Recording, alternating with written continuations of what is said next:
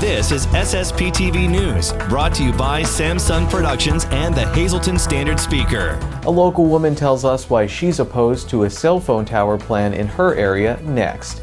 Hi everyone, and thank you for watching. I'm Ken Kerr with your information. A number of residents oppose a cell phone tower proposal by Verizon in the Sugarloaf Township, Cunningham area. Our Lisa Sugart spoke with one of those residents recently.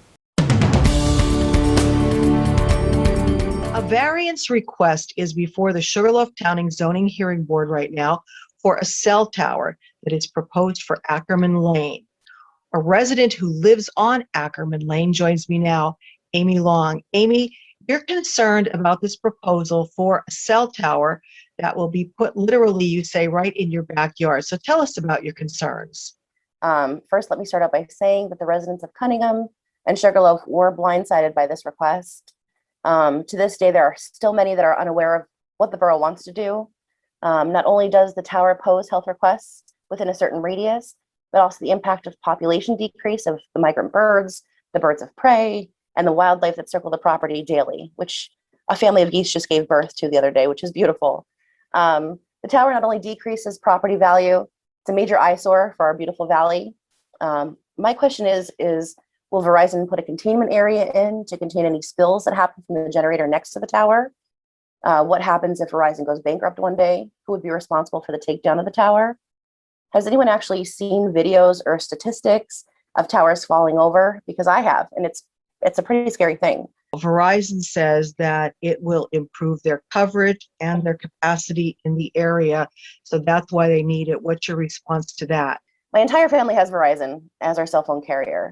We travel constantly. I love my vacations, and we live right on Ackerman Lane. I have never dropped a call or a breakup during a conversation in or around the Valley area in the last 12 years. During the Sugarloaf zoning meeting, one of the concerned residents also asked the room who had Verizon and how their service was. The majority of the room did in fact have Verizon, and all had zero complaints on coverage.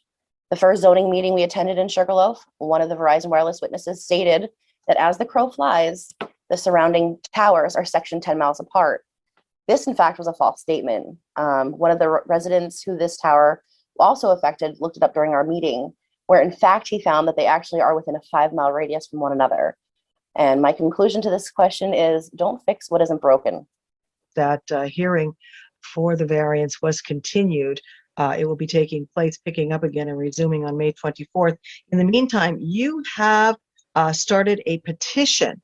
Why and what do you hope to gain by this petition? I've actually signed many petitions, been a part of change.org's petitions for a numerous reason of things, and it's actually a great website to work with. I started it because I not only feel so strongly about the beauty and serenity of our area, but realize that so many others do as well. I mean, signing a deal with the devil for an extra bar in your service is not worth the long-term outcome of a tower. After only 20 hours of having a petition up on change.org, we received 246 signatures, and not just from people that live in the area, but from people who have ties to the area, businesses, rental properties, you name it. To date, we have 291 signatures, which is fantastic. And we all appreciate each and every one taking the moment to sign. This proposal was first aimed at Valley Elementary School for the construction of a tower. And then after, the parents got together and after much uproar and the well-being of the children for health concerns and that idea being shot down, what makes it okay to put it in the new proposed area with families and children? This will go before the Sugarloaf Township Zoning Hearing Board on May 24th, so we'll wait and see what transpires from that hearing. Correct. Yes. Today's news feature is brought to you by Frankie's Pizzeria and Restaurant on Wyoming Street in Hazleton. Stop by Friday and Saturday nights for all-you-can-eat crab legs starting at 5 p.m. Also, check out Frankie's new hours and their specials on their Facebook page. We did reach out to Verizon to do an interview, and while they declined, they did send us this statement. Verizon constantly invests in our network to offer our customers the quality experience and reliability they expect and deserve. As more people are doing more things in more places with more internet-connected devices, we've seen a dramatic increase in voice and data traffic on our network. We only expect that trend to increase. To support that growing demand, to benefit our public safety and consumer business wireless wireless customers, it's necessary to build new cell sites where customers want and need to use our service. It enables and enhances next-gen technologies like cloud adoption, connected schools, and the Internet of Things. We work with each region to develop and engineer the best possible network given each local community's needs. This cell site at Sugarloaf Township will improve Verizon's 4G LTE coverage and capacity in the area, particularly important now and into the future as many residents will continue to depend on reliable broadband service to work and learn from home. All of our network equipment operates within FCC guidelines. For more information, please visit wirelesshealthfacts.com. On election night this upcoming Tuesday, watch SSPTV Your Vote 2021 live from 8 p.m. to 10 p.m. Join host Sam Lasan Sr., attorney Christine Holman, Hazelton Councilwoman Lauren Sacco, and political analysts Rick Morelli, Charles McElwee, and Mike DeCosmo as they break down the races that matter to you. Time now for weather on SSPTV News. Here's our forecast for the National Weather Service on Friday. A chance of showers, mostly sunny with a high in the 60s. Friday night, a chance of showers, mostly cloudy with a low in the 40s. Saturday, a chance of showers, mostly sunny with a high in the 60s. Saturday night, a chance of showers, partly cloudy with a low in the 40s. Sunday is mostly sunny with a high in the 60s. Sunday night, partly cloudy with a low in the 40s. Monday, a chance of showers, partly sunny with a high in the 60s. And Monday night, a chance of showers, mostly cloudy with a low around 50 degrees. It was an entertaining and hard-fought battle for first place in softball in Division III of the Schuylkill League. Here's the SSPTV Standard Speaker scoreboard. Amanda Colcio had the walk-off single for Weatherly as they beat Marion to move into first place. Olivia Wolk hit a big 3-run home run in extra innings to give Hazelton area the win over Crestwood. MMI shut out Lincoln Leadership Academy with Kaylee Whitner allowing no hits or runs in the 3-inning game. Morgan Dinger struck out 11 batters in North Schuylkill's victory.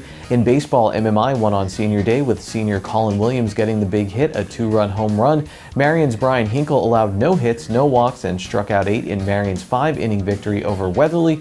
Hazelton won in girls lacrosse and in boys volleyball, with Christian Posada racking up 10 kills and 7 digs. There are now 72 days until the Pennsylvania 11 to 12-year-old Little League All-Star Tournament at Whispering Willows Park in Cunningham. Today's countdown is brought to you by the Brass Buckle Mexican Restaurant. Hit a home run just across the street from Whispering Willows Park. Ken Pollock Ford, the most important option on your next vehicle is your dealership. Make that dealership Ken Pollock Ford your #1 most trusted dealer. Boyer's Food Market, shop fast and save money. Over 6,000 items on sale every day. And Falvello Law, seriously injured in a car accident? Call us. Stay tuned, our in-depth community and sports features are coming up. We'll be right back. SSPTV News would like to send sincere condolences to the family and friends of these recently departed.